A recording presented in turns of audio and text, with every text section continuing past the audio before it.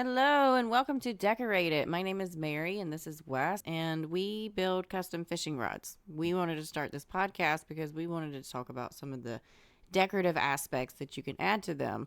But what we won't be talking about is any of the components or how to build a rod. There are plenty other places for that. This is just going to be about decorating the fishing rods, using everything from leather to lace and everything in between, and how you can put it on the rod and make it actually flow and work and do its job while also being pretty. Yes, we're 100% big fans of functionality, but pretty function. And it's not going to take away from the rod or, take away the integrity of the blank or cause it to break it early on. Everything is purely functional. But the fun aspect of it is being able to take a theme that somebody gives you and try to carry it all the way from the butt of the rod to the tip. But tonight's episode is episode 0, which means that you guys have no idea who we are or why we're doing this or anything like that. So let's talk a little bit about us. Wes, I want you to go first because you are actually who taught me. So I actually started rod building probably 2007, 2008 with my grandfather. And then 2010 opened up a business locally. We were repairing rods and reels for the most part. A few customs every now and then. And then about 2011, you and I started dating. Introduced Mary into the custom fishing rod side of things. And it was pretty much an eye-opener for her. 100%. Had no idea. Gone fishing, twice in my life prior to getting involved with you? Yeah, and I think you told me it was like 2 charter boats or head boats or something like that. one head boat where a guy threw up on me. Not a great experience. And then the other one was fishing with my dad and my grandpa. And I do believe my brother was there, but we were going down the canals at Holden Beach and like one of those little pedal boats. It was like a metal bottom. Please tell me it was a pedal boat. No, it wasn't a pedal boat. I was hoping to have the visual image of you pedal boating down the canal. That would almost be worth it. And then I immediately go to that video of the guy that's red fishing. Oh, right. And then the shark comes up and takes the redfish. Mad. So, anyways, I got into it for a repair side and fixing my own rods and working on reels and upgrading reels and things of that sort. And then Mary came in, and I couldn't figure out how to do decorative wraps. Neither me nor my grandfather could figure it out. We could do chevrons, we could do diamonds, but beyond that, it frustrated us, and we gave up on it, basically. And then I'll let her tell you her side of things as far as when she came in 2011. It took about 6 months. Like, I had visited over there. First time went over to their rod building room, which at his grandparents' house. And it was above a 2-car garage. So this massive bonus room, wall to wall, with fishing rods, components, blanks, like reels, and the whole back wall, like almost an L-turn, was completely slapped full of lures just hanging on the wall. Overwhelmed was an understatement, to say the least. But I watched him probably over the next 6 months a few times because we both worked like crazy hours during that period. Unnecessarily long hours. Long hours. You were gone probably 80 or 90 hours a week, and like I was a store manager, and I was working almost 80 hours a week just about every single week. So it was kind of hectic. We didn't get a whole lot of building done during that time, but 6 months into it, his grandpa's like getting comfortable with me. I'm getting comfortable with him. We're all up there talking. Wes had just finished putting epoxy on a rod, and he picks up a book and he starts flipping through it, and he's like, you know what? You're really crafty. I think you could figure this out. And he threw the book at me, okay? Like literally across the room. And it was Billy Pavonen's Decorative Wraps book. He's lucky that I caught the book to begin with, looked at it, flipped through it, and I'm like, oh, these are pretty. This looks really cool. So what is this? And they're like, oh, it's thread. Oh, so you do thread. Okay. Yeah, I'd love to learn how to figure this out, right? Start flipping through it. I don't understand it because, remember, Mary didn't build rods. Mary had no idea you could buy a custom fishing rods. I'm pretty sure when you told me what your fishing rod business was that I was like, what? You work at Bass Pro. Why don't you just buy one from there? I don't understand. 2011, Mary was very naive. Yeah, just a little bit. Just a little bit. So, yeah, I tried to figure it out. I had no idea what the butt of a rod was, what the tip of it was. And so I sit down. I get stubborn about stuff. I focused on it, hyper-focused on trying to do it during my free time for, a month? and your grandfather had all the reading material and books and magazines and anything he could All get the his hands resources on. you could think of. I pulled from this one, and I think eventually with Billy's book and then sitting down with a rod maker that he actually did a tutorial of the sparkler, I believe is what it was. I kind of figured out what I was doing. So my first few wraps were rough to be expected because there was no help for me. It was just me figuring it out on my own, and it took a while. Well, and now why was that? Because nobody's talking about it. Like, you would go online. You would, at this point, I wasn't huge into using Facebook that much. Like, it wasn't, I was getting used to being on Facebook because I was one of those last people that got on it. Oh, I know. Legit last people to get on it. And I'd Google how to do this, and I'd get on like Pinterest. Actually, I hadn't found Pinterest at that point. No, I had found Pinterest because we were planning the wedding and everything.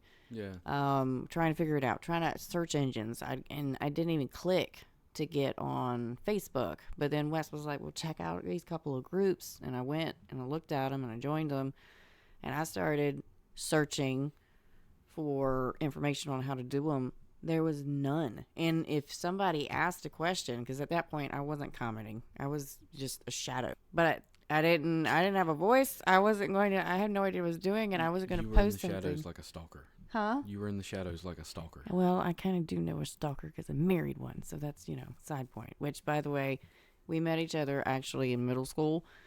Fun story. We went to school together for 2 years because they built a new middle school in our town, and they pumped a whole bunch of kids into the school, and then they were supposed to build the high school before we got to high school. Well, it never happened, and so we separated, and for 11 years this man looked for me. And the reason why the Facebook comment was funny was because he found me on Facebook. Finally. I was one of the last people. I had just been on it for a couple years when you finally found me, I think. Yeah. So it was a struggle us trying to figure it out. People, you'd ask questions, or they would be like, how do you do that? And they pretty much got told, figure it out.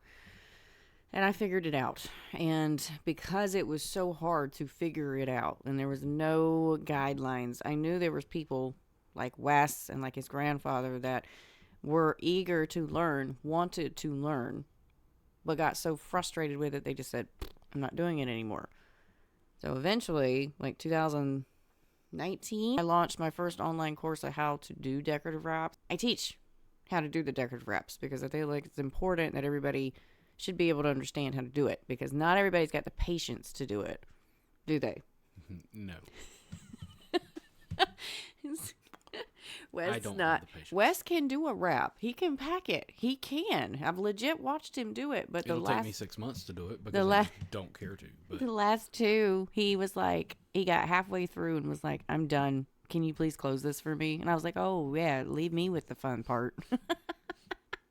But even before that, we started the Southern Rod Builders Facebook group on the premise of everybody needs to be able to learn how to do this and not feel that they're just going to hit a brick wall every time they ask a question. And Southern was made around 2015-ish time because our oldest was born about that time.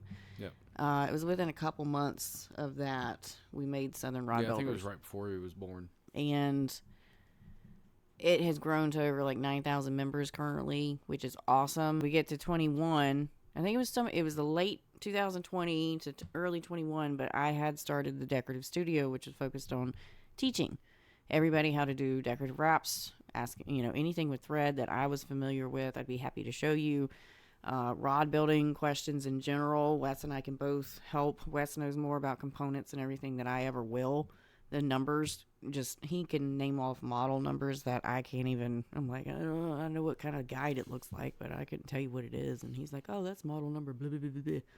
Not for me, okay? And as that's kind of grown, obviously I'm doing custom builds for customers, but I'm also more focused on teaching and helping others achieve their goals in general. And it's the coolest part of this job, and I'm constantly working. Wes will tell you, I don't sleep like I should because I don't go to bed on a normal schedule.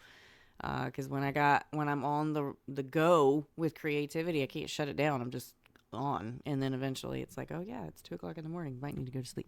But we also don't accept just every build. We turn down more than we actually build. It's not because we're being picky or we couldn't build those. Well, it is a little bit of pickiness. It's being picky, but it's definitely not because we couldn't. It's just we don't want to. Yeah. Because So we tried the whole like building sets and building multiples of the same style and making a line of rods, and it just wasn't our thing. It was too monotonous and mundane. our niche became the tiniest part of the industry Mm-hmm. as far as what we build for customers. Loud, in your face custom fishing rods. Not always. They have a theme. Now, most of the people that come to me and want my wraps and stuff, yeah, they want some That's why they come to you. It's loud loud stuff. and in your face. But the fly rod I did last year was gorgeous, and it was very, But for very, a fly rod, very that earthy was loud colors. and in your face. A lot of stuff to it. Yes. Yes. But it, that's what he wanted. It was basically a switch rod that I was building, and he wanted it built like a Spay. spay rod, yeah. And it was too short to be a spay, so it was more like a switch. People come to me and let me have fun with their stuff, and that's where our niche got more into a niche, because we put ourselves into this category of like, we're going to build the fun stuff, and everybody else can have all the other ones that people just want trim bands on, or they want just straight black, or because those aren't fun for me. I want it to be a challenge, and I want it to be fun, and I want it to be something really creative. We're going to discuss all of the things that you can use to customize your rods by decorating them, basically. Okay, decorating is not like the greatest word to use for it, because we really just want to say customize it, right? We want people to be able to take a fishing rod and make it theirs instead of something that everybody else has, right? I swore when I first started into this, I never wanted to do the same wrap twice. And I refuse to. Now, I'll use the same patterns and stuff, but you're not going to get the same colors. I'll never duplicate anything. And that's how I feel that a custom rod kind of speaks to its owner. Yes, they might come to you and say, I want a Texas theme. Or they might come to you and go, I just really like blue and gold, make it work. And that's theirs, but never make something that looks identical to it to somebody else, So even if you don't want to go crazy loud with the themes that I do, you can still put a wrap on it. You can still put abalone on it. You can put snakeskin on it. And all of the things that we will be discussing in the podcast in the upcoming future are going to be things that aren't going to add a ton of weight. You got to, be smart about where you're putting it and how that rod's built, and know that there's limitations to blanks, because not every blank can have abalone put on it because of how it's done, or the Jirushi technique, or anything like that. Most of your decorative wraps and tiger wraps and some of your marbling, it depends on how many layers of things get going, but they're not really going to do anything to it. And it's all something that every builder is going to find something that they want to learn, whether it's a feather inlay, a weave, a wrap, what else, custom grips, painting the blanks and the reel seats, like all of those things are customizing the rod, getting guides that are painted or anodized. They're all going to be discussed in the future episodes, and we're going to bring on guests who are Potentially some video conferencing, though. we could, yeah. We got to see how that sets up. But bringing in people that are experts in their field, this podcast is going to be mainly discussing all of the things that you can decorate rods with and make it truly your own. What do you see them taking away from this podcast? I'm here to prove everybody wrong about, that's going to add so much weight. That's going to change the effect of the action. That's going to damage everything. That's not going to fish the same way. It's not if it's done properly. Where you place things matter. Obviously, you don't want to do 36 inches of wrap on a 48-inch ice rod blank. It's not going to fish right. The epoxy's going to crack and everything else. But if you take that 36-inch wrap and you put it on a 15-foot heaver, how's it a problem? Right, because the whole back end's a broomstick. I want everybody to understand that everything that we're talking about as far as decorating is application specific. Yeah, it's not just we're decorating a fly rod that's a zero weight. There's no way. You're not doing that on a zero weight. There's not much that you can add to it. But that's also when you can go into the simpler side of decorating it and do more than just a one color guide wrap. You can do inlays and things to that guide wrap to basically decorate it and it not take away from the actual function and form of that rod. Or, for instance, one of the things I really enjoy doing is some of the winding checks that have the little dimples that run around in them. I like to drop a tiny bit of epoxy into those little dimples and then add in things to those little dimples, and it's not doing anything to that. It's not adding extra weight to that section. And if you can notice the weight that is added from that, I have a job for you as far as weighing packages and things of that sort. I mean, in builds where weight matters, 100% keep it straight to the point, and do exactly what the customer wants. And that's the other thing. You're not going to find too many customers are going to go crazy and want everything, but you're going to find customers that really do like marbling, or they really love dragon scales, or they love weaves, or feather inlays. And you may find out that you enjoy doing one of those, or if not all of those, at one point in your time.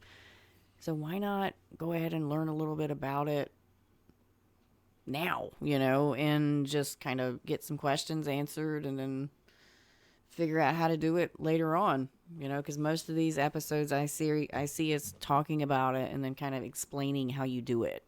Well, on the same token, if you do get a customer that is worried about, I have to have the lightest thing ever, it has to be, say, all carbon fiber, everything, you're still going to have to balance that rod out. Why not balance it by decorating it?